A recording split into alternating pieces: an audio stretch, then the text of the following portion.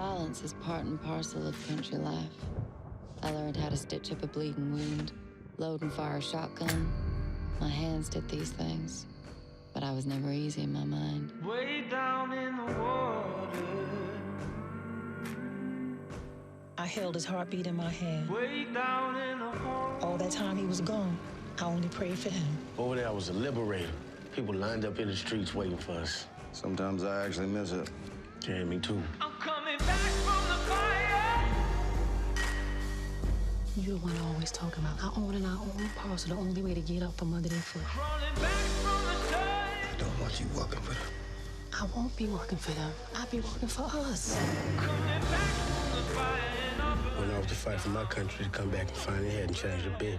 I don't know what they let you do over there, but you in Mississippi now. You use the back door. Boy, you found trust. Jamie saw in a different way. And when his eyes were on me, I felt like I was no longer invisible.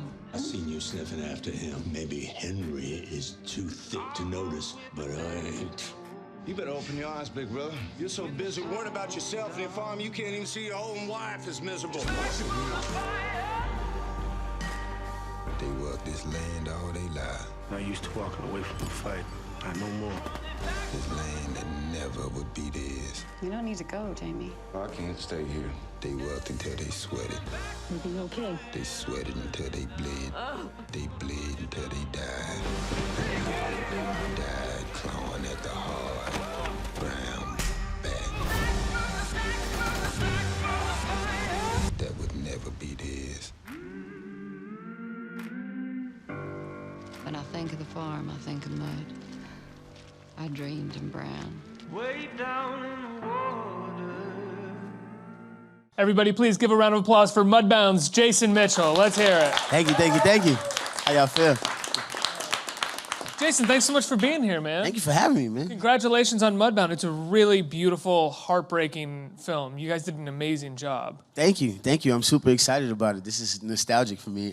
We shot it right outside of my hometown of New Orleans. And I actually took field trips to some of these places when I was like in the 2nd and 3rd grade. So like, it's so cool to now be shooting a film there. It's dope. What were these places that you took field trips to? Like Violet, Louisiana, and they have a lot of like plantations and stuff out there. Yeah, so we shot like right outside some plantation houses and stuff, like real sharecroppers fields and real sharecroppers barns. It was nice. It was really, really nice. Yeah, there's that moment right at the beginning of the film where they're digging the grave and they come across what they think is a slave grave, essentially, which is essentially like a mass grave for all the slaves. Exactly. And it's this amazing moment because the rest of the movie doesn't really call back to that grave, except the idea that this is haunting the entire story that plays out. Exactly, exactly. And it also shows that we're all bound for the mud sooner or later. You know, the things that we fight over, the things that we judge each other over, all ultimately have us in the same place. Yeah. This is a very different character than I think people are used to seeing you as, in terms of like seeing you as Eazy-E and Straight Outta Compton, and then even in Detroit, you know. What was it like playing this role, doing someone that was a little bit more, I don't want to say soulful, because Eazy-E was definitely a soulful guy, but a different kind of, a more quiet, solitary, soulful guy?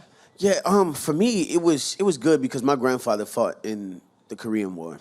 And this is actually his story. The only thing that's different is my grandfather didn't speak up as much because, I mean, he wanted to stay alive. You know what I mean? Because in that Jim Crow era, it just wasn't, you know, that type of vibe. You couldn't speak as a black man. And to have him go through everything he went through in his life, and all he wanted to do was send all his children to LSU because all they could do is pick up trash. So when he was, you know, younger, he would just look at the people picking up trash and be like, you know what? I want to send my kids to LSU. And he did.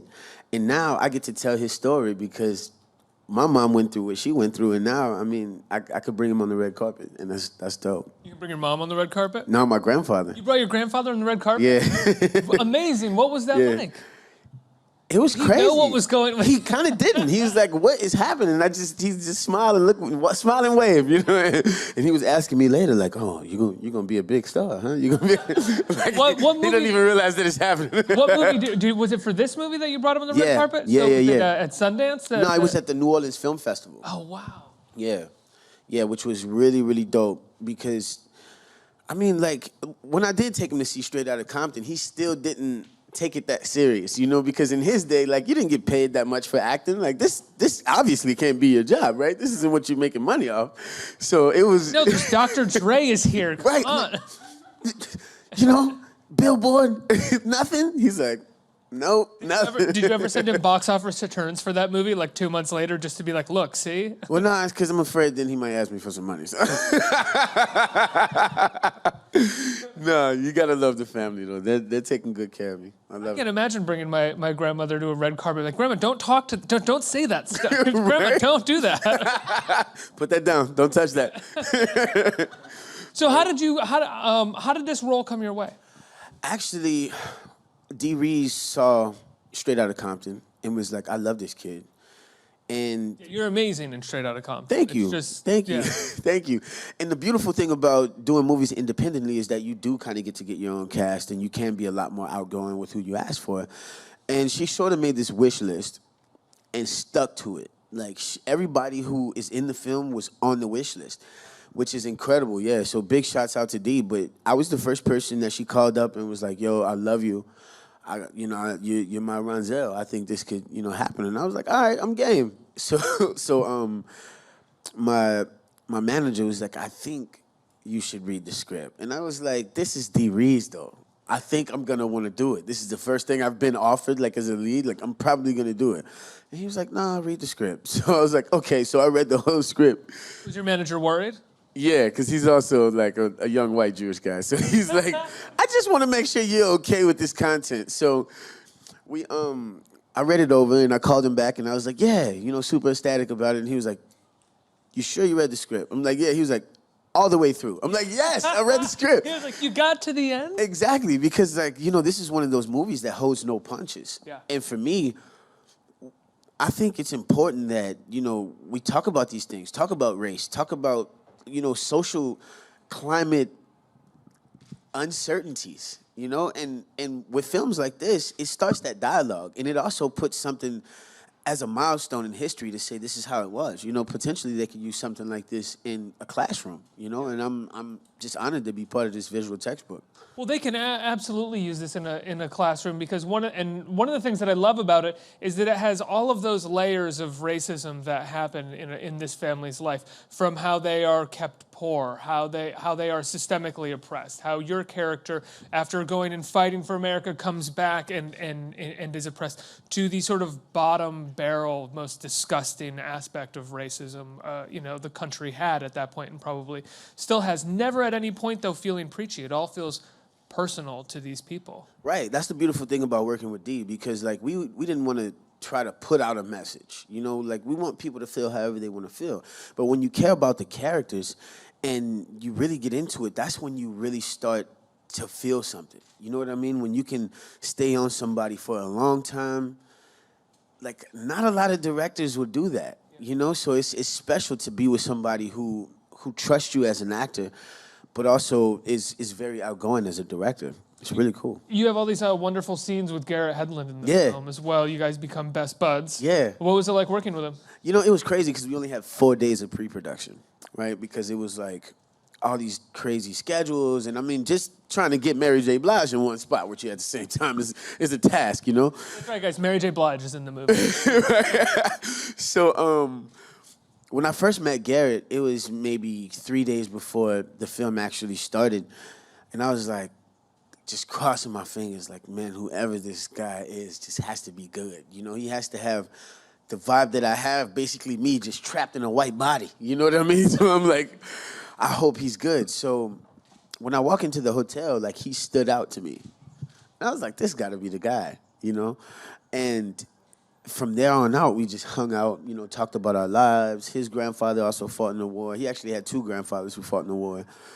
And we just sort of clicked, And he was the first guy who I ever, like, rehearsed outside of work with. Because we were both very dedicated to it. But as a result, just built a really cool friendship. And then we were in New Orleans, which is my hometown. So I got to show him around a lot, got to kick it at some really cool bars and just really gain a friendship. And it transferred over well, you know, because we couldn't be more opposite. I mean, he's from Minnesota and I'm from New Orleans. Wait, Hedlund is from Minnesota? Yeah. He plays the Southern boy well, I will say that, right? He does, yeah, he does. We had a really good vocal coach come helping him and Jason out, because I was privileged enough to be able to watch this my entire life, you know, and it was good. It was good to have everybody around me just have the same feeling I had about it, you know, because we shot this film in 29 days. So for us to get the type of feedback that we get, and it's just a blessing. It's cool. Yeah, and I want to go back to a question that I kind of asked earlier, which is going from, because you had said that you basically went from Straight Outta Compton to this, to shooting this. So Eazy-E, I mean, that is a character that is just all energy, all drive, and this one is something that is much more reserved. How do you sort of jump into that as an actor? Well, I always start with opinion. That's my thing, because like let's say, for instance, you have a line that says, I don't like birthday cakes, something like that, you know? It's just a line in the scene. But if you have an opinion about maybe when you were 4 or 5 years old, you got a birthday cake smashed in your face by your mom who was like a raving alcoholic or something like that, you know, it has a lot, it's a lot deeper now. You know what I mean? So having an opinion about everything is really what drives a character. And with Ronsel, I just put together this sort of oppressive manner of like, what if I did have to use the back door? What if I did have a separate blood supply from the rest of the camp? What if I did have a separate bathroom from the rest of the camp, but I'm equally risking my life? I'm a tank commander, you know? So it's one thing when, you know, you're being treated crazy by people overseas, but when you come home after the war to still find yourself behind enemy lines, you might not have much to say, but you got a lot on your mind. You know what I mean? So a lot of what you found is essentially repression. He's extremely repressed and holding a lot back. Exactly. And at the same time, was a guy that was in love just the entire time, you know? And that's what makes this movie so good to me, the fact that it's like, you have a breath of fresh air at the end of it. You know what I mean? Because, like, this is not the kind of movie that you watch and you're like, you know what? I need to stay home for a week because if I see somebody I don't like, you know what I mean? Or see something I don't like, if I hear one racist comment, I'm just going to hit. It's not, you know what I mean? It's not Detroit. It's which this you're also true. in. This is true. Yeah. It's not a movie with such a sad ending, you know? And I got to give thanks to Virgil Williams for that, the script writer. He did really good. Yeah. Let's talk about Detroit for a minute. I in no way was I trying to put it down. It is a movie that you leave quite angry, and I thought it was an incredibly well-made film. What was it like shooting that movie with them in that house and doing those scenes? Well, it was interesting because Catherine Bigelow calls me up, right? I'm watching basketball. She calls me up literally to my cell phone. Is like, Jason, I don't know how you're going to take this because I didn't want to call your reps. I didn't want to call your agent, manager, anybody, because I feel like you're at that point in your career now where, you know, you deserve a character with some weight. And this character that I have from you has a lot of weight, but he's going to get killed really quick. I'm like, okay, you know. But I'm sitting there, she's giving me this whole spiel, and I'm just nodding like, as soon as you're done, I'm going to say yes. You know what I mean? Like, you're Catherine Bigelow. Are you kidding me? Of course I want to be in the movie. So, while filming it, like, I came in, and the way she works is like focus pullers hate her. You know what I mean? But she lets you work the entire room. They light the entire room so you can move around however you want to do it. You can do anything that you want to do, and she's going to capture it. You know, they have 3 different cameras that are always just moving around. There's no such thing as a setup in her world. And it was beautiful, but she literally came to me and was like, you know more about this than I do.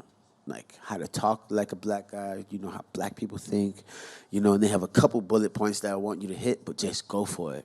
I'm like, what? Are you kidding me? Like, and to me, that was one of the biggest opportunities I ever had as an actor, to just let go. And it was so dope. But I was also one of the veterans. One of the only older guys that I worked with there was Anthony Mackie. So shooting with all these young guys. Mackie's not even really in that many scenes with you, right? Nah, we're not in the scene together at all. You know, but we were actually like on set together just for for morality. You know what I mean? Just to help these young guys like stay focused. But to watch them go through that, oh wow! I'll never forget. Like my hardest day on set was my last day because I rapped before everybody else, and just leaving, knowing I was gonna have to leave my little guys in that situation. It was just. Oof. Like thinking about it right now get me like, ooh, you know what I mean? Because it was crazy. You know, like Will Poulter, he really stepped up. And we had a lot of guys who really stepped up. Poor Will Poulter, man. Yes, exactly. It's like, oh, are you sure you wanted to do that? Exactly. You know, like glad he has the British accent to like break the ice as soon as he does every Q&A. Because like, between him and Jonathan Banks, like they're like super villains right now. But I think they did a really good job, and working with them was a pleasure. Was that a nerve-wracking experience at all, going in and having to kind of make up your own lines? I mean, she said that they had bullet points, but it sounds like you were kind of doing your own thing. No, I think it's whatever every actor dreams of. You know what I mean? It's two things for guys. Correct me if I'm wrong. I don't know if I have any guy actors out here. But I'll play the part. Okay. You kind of live for two things. To be able to, A, say whatever you want and people love it, and B, the big boy toys. You know what I mean? You want to fly a helicopter or shoot a tank or like do something. You know what I mean? Like you want to make something explode. You know what I mean? The inner seven-year-old in you kind of comes out. Exactly. Yeah. Either that or like the Bad Boys, Will Smith, slow dive. You know what I mean? Shooting guns. Like, yeah, you know, those are really, really dope moments. And that one is, it's over the top in my career, for sure. You have a show coming in January, you're telling me. Yes. Tell me about this show. The Shy. It was written by Lena Waithe. Shout out to Lena. She just won a Emmy for Master of None, which is dope. Yeah. She's really dope. And she's from Chicago. And Common is producing it, who's also from Chicago. And it's about Southside life. You know what I mean? Like it's a wild ride. I can't say too much. They got a couple of trailers out right now, you know, but it's really, really nice. We got a good cast. I work with Jacob Lattimore again that I worked with in Detroit. It's gonna be dope. Well, where is this airing? Showtime. It's a Showtime show. January 7th, it'll be on Showtime. When did you guys finish shooting it? Oh, we wrapped maybe a month and a half ago. So you've been busy since Straight Outta Compton. You got like 3-4 projects right now, right? Yeah. And I just wrapped this other movie, Mustang, right before I came out here. So what was that like when Straight Outta Compton comes out? I mean, you were the sort of the talk of that movie, I would say, afterwards. Everybody loves your performance in that film. Thank you. What did it feel like in terms of getting all these offers for new roles and projects? You know, I was still like sort of in the rough of it because even though I really did a good job, directors don't know. That could have just been the person I was my entire life. You know, like so many people were like, "You from LA, right?" I'm like, no. They're like, wow, like to actually hear my real voice and actually see me out of character. They were like, wow, you know. So I had a lot of auditions. Like I did Keanu, I had the audition for that. You know, there was a few movies that I did that I had the audition for. But after people started to like know who I was as a person and match that up with my performance, it started rolling. And it's like... See that you can kind of do anything, really. Exactly. And it's like, you know, I'm a 17-layer cake. You know what I mean? I got all kind of layers. And, I'm really proud that everybody's receiving it the way I want to put it out there. You know, that's why I'm trying to be diverse in my choosing of films. Can I ask, what was your audition for Straight Outta Compton like? Oh my gosh. Okay. I was an oyster shucker at the time, right? And where? In New Orleans, at this place called Mr. Ed's. And I get a call from my agent. She's like, yo, you know, they want you to audition for this film Straight Outta Compton. So I'm like, okay, you know. When this lady named Megan Lewis, right? I've never booked with her, but she's like the biggest casting director in New Orleans. She's very Boston. I don't know if anybody ever been to Boston, but she's like very straight-faced. She was like the first casting director that I worked with that was like tough, you know? So I go in, I have these like 5 scenes, and one of them was the hospital scene, so I'm in there like crying and doing the whole thing. And she's just shaking her head like, I'm like, bad? She was like, no, great. And like double high fives me, walks me to my car. I'm like, you are not the Megan that I remember, but this is okay. I'm down, you know? So they called me like maybe like a month and a half later. I'm thinking I didn't even get it. And they were like, yeah, they want you to fly out to LA tomorrow. was like, they paying for it? He was like, no, you got to get yourself there. I was like, well, see, the way my bank account's set up, you know what I mean? I got things to do tomorrow. I can't just call off work like that. You know, I got things to do. So they was like, all right, we'll call you back in 30 minutes. So they called me back and was like, F. Gary Gray loves you so much. The director, he was like, he wants to Skype with you. Say less. I'm there, right?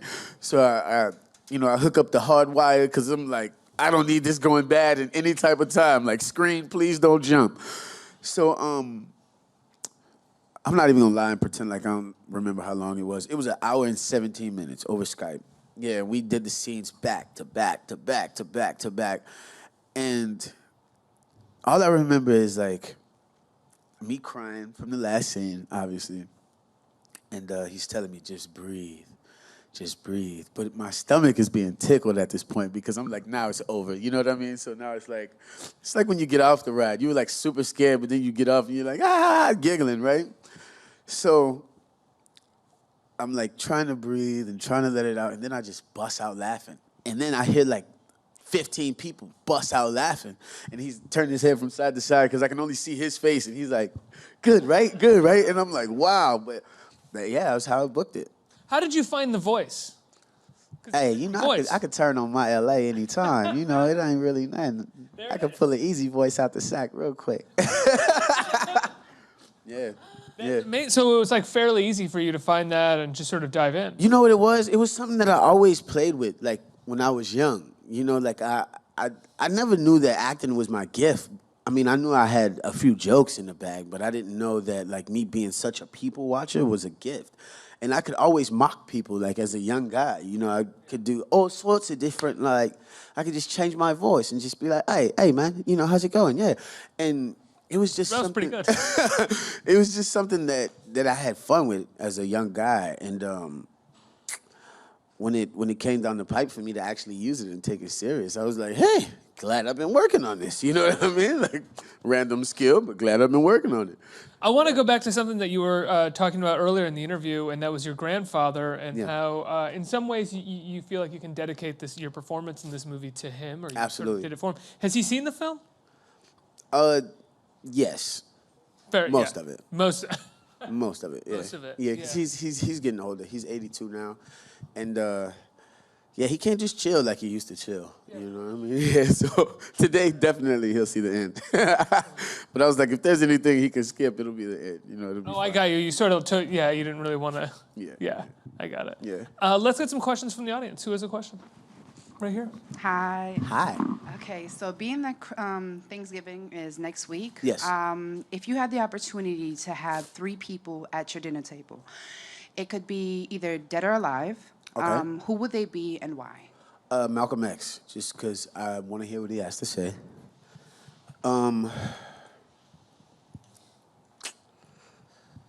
Nat Turner, and he doesn't have to say anything, just so I can show him how far we've come and how everything that he had to go through has gotten to a point where we can have nonviolent protest. And probably my dad, because he passed when I was 15, but funny story. The last thing I remember telling him that I wanted to be was an actress. Like, it was so random. I was probably like in the 3rd grade or something, but I was like, yeah, I want to be an actress, Daddy. I want to be in the TV. He was like, an actor? I was like, whatever. Yeah, I want to be that. So, yeah, probably those 3. Yeah. Thank you. Thank you. Next question, right here. Hi, it's nice meeting you. I'm a big fan. I want to say first, you did a tremendous job with Easy and Straight Outta Compton. Thank you, G. And I want to know, working with so many big names, how do you go about choosing your roles in the future now? Yeah. And is there anybody left that you still desire to work with? You know, I really want to work with Vincent D'onofrio. But the way I choose my characters now is just, A, I try to make them a lot different than the last character. And B, I just try to make them tough. You know what I mean? The thing about Ronsel, he just, with all these things going around him, he never put his head down. He was never afraid, none of that. And I like that in characters. Yeah. Why Vincent D'onofrio? Because or what's your Vincent D'onofrio sort of role or movie that you love so much that you would want to work with? That's the thing. There's no way to love one more than the other. Like when you watch Full Metal Jacket, it's the same thing as watching Fire with Fire. You know what I mean? Like he's dope. He's dope. He's somebody who's like when I saw him play Wilson Fisk on Daredevil, I was like, because I study villains. I study villains a lot because they're very just diverse characters. You know what I mean? A lot of acting going on with villains too. Yeah, and it's like it's thick because most people who are really tough are really sensitive at the same time. So it's interesting to like sort of see a character introduced with love versus with so much hate. You know what I mean? Like he was so nervous about meeting this new girl and he wanted this date to go proper and everything to be great, and then one person messed it up and he basically slams this guy's head in the door till his head, so he just severs his head. And I'm like, this is dope. You know what I mean? Like that's a villain for you, you know, when you see the pain in them. And yeah, I really like that. I think we have time for one more question right there. Hi. Yeah, I'm a huge fan of yours, Jason Mitchell. Thank you. You're welcome, as always. And I've been watching Straight Outta Compton. You did a great job as Eazy-E. Thank you. And here is my question. So, what is your best moment in Straight Outta Compton? Behind the scenes or during the scenes? During the scene. I gotta say it was the hotel scene, man. I gotta say, because I mean, needless to say, it was very easy on the eyes. But it was also one of those scenes where like it wasn't scripted, and Gary was just like, say whatever you want. You know what I mean? So everything that I said in that time was like all me, and it was all good, and everybody had to like sort of set themselves up. We just knew we wanted to establish that Dre left his brother on the phone hanging, and somebody approached us with a gun, you know, and we was like, this would be a good moment to put Bye Felicia back in there, because a lot of people didn't know where Bye Felicia came from. So we was like, yeah, you know, this would be a good full circle moment, you know, because Gary and Cube made Friday together too, you know, and then for him to be working with his son, he's like, oh yeah, perfect Bye Felicia moment. So he was like, yeah, we're gonna make this dope. Yeah, it was good. You love those moments, it sounds like, where you get to kind of riff a little bit. Yeah, I love that. I love that, man. I'm the improv king. I improv my life. Jason, I love your work. Mudbound is a really beautiful film. Congratulations. It's on Netflix today, but it is in select theaters, and I highly recommend you see it in a movie theater. It's beautifully made. Dee Reese does an amazing job. Yeah, and the sound is so dope, which is also by a female, too. It's I think it might be her first score, but she killed it. And the cinematographer was a woman as well. Yeah, right? Rachel Morrison. Yeah, we had a lot of females, a lot of female department heads, and I got to applaud Dee with that, man. She really killed it, and she ain't just talking the talk; she walking the walk. So it's cool. Jason Mitchell, everybody, give him a round of applause. Thank you. We love.